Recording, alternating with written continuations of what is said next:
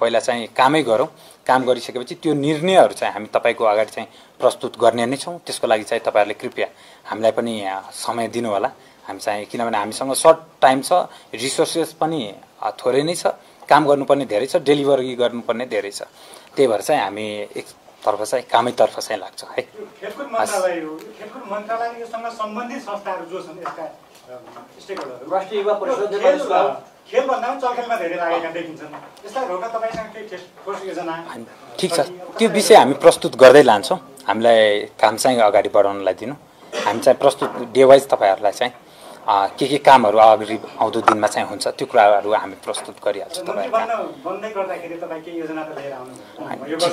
ठीक छ, अब यसो हजुर, अब यसो बोलेर भन्दा पनि पहिला कामै गरेर देखाउँ न हैन। अब मात्र खालि यो बोल्दो रहेछ, बोलेर त सबै कुरा बिग्रिया हो नि हैन। तपाईहरुले अलिकता इन्डोर्स मलाई गरिदिनु भयो भने मैले चाहिँ आफ्नो अनुरूपले चाहिँ टिमसँग चाहिँ सल्लाह गरेर नेपालमा चाहिँ के कुरा फ्लेक्सिबल छ त, हामी त अब आफूसँग भएको रिसोर्स पनि कुरा हेर्नुपर्ने होला हैन। अब हुँदै नहुने कुरा, रिसोर्स नपुग्ने कुरालाई चाहिँ हामी भोलि गएर यो गरिदिन्छु अनि त्यो कुरा भइदिएन भने फेरि पनि त आशा मर्छ नि त। भनिसकेपछि जहिले पनि हाम्रो ग्राउन्डदेखि एउटा चाहिँ प्रश्न के उठिराखेको छ भने जो गयो खालि बोल्ने त हो, कराउने त हो हैन। यो चाहिँ हाम्रो र वर्ड हैन। यसरी बोलिराख्दाखेरि हामीलाई पनि चित्त दुख्छ क्या।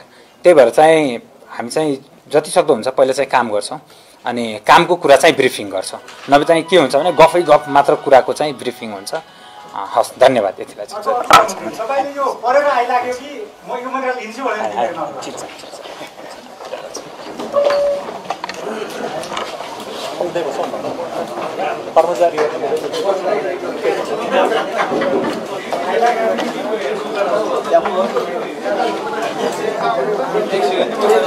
राम्रो गर्नु भयो।